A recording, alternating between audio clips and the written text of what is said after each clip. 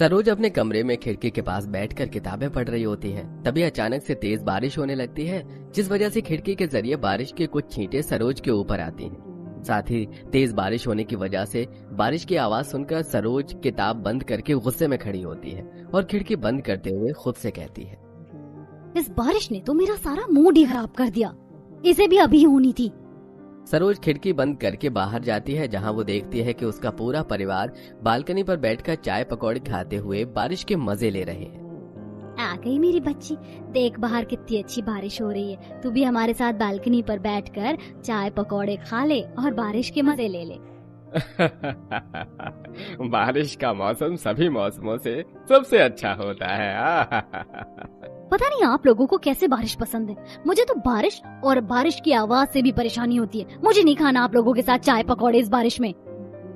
ओहो, आज तुम्हें बारिश पसंद नहीं है, बारिश से इरिटेशन होती है, पर देखना आने वाले समय में तुम्हें बारिश कितनी पसंद आएगी। भाभी, मुझे अपनी पूरी जिंदगी में बारिश कभी पसंद नहीं आने वाली। बारिश में देखा कितने सारे कीड़े, उमस और चिपचिपी गर्मी होती है, ऊपर से जगह जगह रोड पर पानी भर जाता है। इस कीचड़ और गीले मौसम में मेरा बाहर कदम रखने का दिल नहीं करता। मुंह बनाकर सरोज फिर से अपने कमरे में चली जाती है। इसी तरह कुछ दिन बीत जाते हैं और एक दिन जब सरोज कॉलेज में होती है तो कॉलेज की छुट्टी होते ही तेज बारिश होने लगती है। अब सभी बच्चे बारिश में भीगते हुए मजे से घर जाते हैं, तो वहीं कॉलेज के बाहर भरा पानी और बच्चों को देखकर बारिश में जाता हुआ सरोज अपनी दोस्त से कहती है, बाहर बारिश का कितना गंदा पानी जमा हो चुका है और उसमें भी कैसे सारे लोग भीग रहे हैं और गीले कपड़ों में घर जाने को तैयार हैं। तू कभी बारिश को एंजॉय नहीं करती, इसीलिए तुझे बारिश से इतनी चिढ़ है, पर आज मैं तुझे बारिश में एंजॉय करवाऊंगी। फिर देखना तुझे ये गंदा पानी नहीं बल्कि बारिश की बूंदें नजर आएंगी और बारिश होते ही तू भी मोरनी की तरह इस बारिश में नाचना शुरू कर देगी। सीमा काफी जिद करती है, पर सरोज बारिश में भीगने को तैयार नहीं होती और बारिश रुकने के बाद जब उसका ड्राइवर आता है तो वो अपने ड्राइवर के साथ घर जाती है।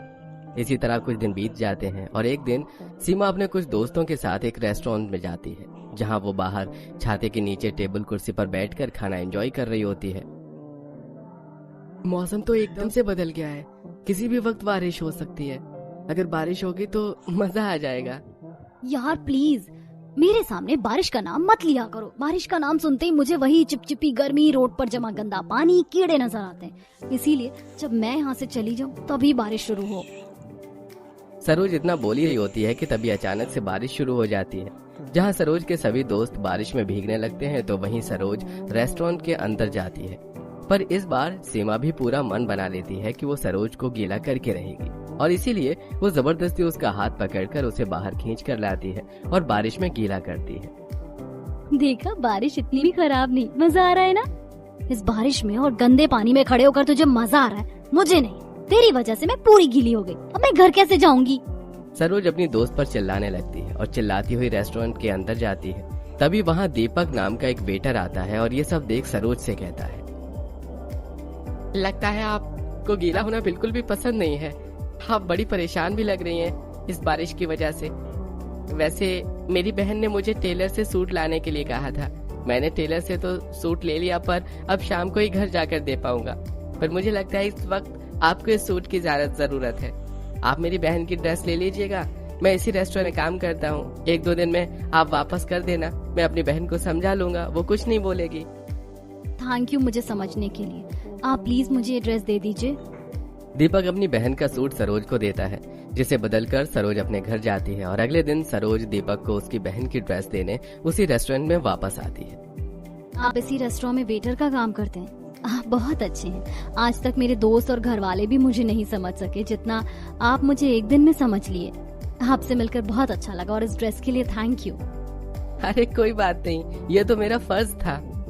दीपक की अच्छाई देखकर सरोज दीपक को पसंद करने लगती है। इसी तरह कुछ दिन बीत जाते हैं और वो दोनों अब रोज मिलते हैं और देखते ही देखते एक दूसरे को पसंद करने लगते हैं। दीपक सरोज को अपनी आर्थिक स्थिति के बारे में सब बता देता है, पर सरोज उसके पैसे से कोई मतलब नहीं रखती। ऐसे ही एक दिन जब सरोज कॉलेज से घर आ रही होती है तो बारिश और रोड पर भरे पानी की वजह से उसकी कार गड्ढे में फंस जाती है। क्या हुआ, तुमने गाड़ी क्यों रोकी? अरे मैडम, बाहर बहुत तेज बारिश हो रही है, रोड पर पानी भरा हुआ है, गड्ढों का कोई पता ही नहीं चल रहा है। लगता है गाड़ी गड्ढे में फंस गई है। आप गाड़ी में बैठी रहिए, मैं किसी से कहकर धक्का लगवाता हूँ। इसीलिए मुझे बारिश नहीं पसंद। ड्राइवर गाड़ी से निकलकर बारिश में कुछ लोगों से मदद लेता है और गाड़ी को धक्का लगवाता है। कुछ ही देर में सरोज अपने घर जाती है और इसी तरह देखते देखते 10 महीने बीत जाते हैं और एक दिन सरोज के घर उसके रिश्ते की बात चलती है। सब लिविंग हॉल में फोटो देखकर बात कर रहे थे। ये देख सरोज अपने घर वालों को दीपक के बारे में बताती है। पापा, ये क्या कह रही है? इसको उस गरीब से शादी करनी है। अरे तो उसके साथ कभी खुश नहीं रह पाएगी। माँ पापा, भैया को समझाओ ना। दीपक भले ही गरीब है पर वो बहुत अच्छा है। वो मेरा बहुत ख्याल रखता है। आपको पता है वो बहुत अच्छे से समझता है मुझे कि मुझे बारिश से कितनी नफरत है। मुझे बारिश में बाहर नहीं निकलने देता। अगर कहीं पानी भरा होता है तो मुझे गोद में उठा लेता है। जो इंसान मेरी इतनी फिक्र करता है, क्या मैं उसके साथ खुश नहीं रह सकती? वैसे भी पैसा तो हाथ का मैल है। भगवान ने चाहा तो दीपक भी कड़ी मेहनत करके एक दिन हमारी तरह अमीर हो जाएगा। अभी बस ये बात यहीं खत्म करते हैं। अगर सरोज ने मन बना लिया है तो हम उसकी शादी उसी लड़के से कर देंगे। पर बेटी, तुझे कभी भी लगे कि तू उस घर में खुश नहीं, वो गरीब तेरे लायक नहीं है। घर छोटा हो या बड़ा, बस आपस में प्यार होना चाहिए। और मुझे तो अपना ये छोटा सा कमरा भी बहुत पसंद आ रहा है। सरोज, तुम आराम कर लो, बाहर बारिश हो रही है और कल तुम्हारी पहली रसोई भी है। पूजा और काजल वहाँ से चले जाते हैं, जिसके बाद सरोज भी सिंपल साड़ी में आ जाती है। अब जहाँ पूजा अपने कमरे में अपनी बेटी नंद के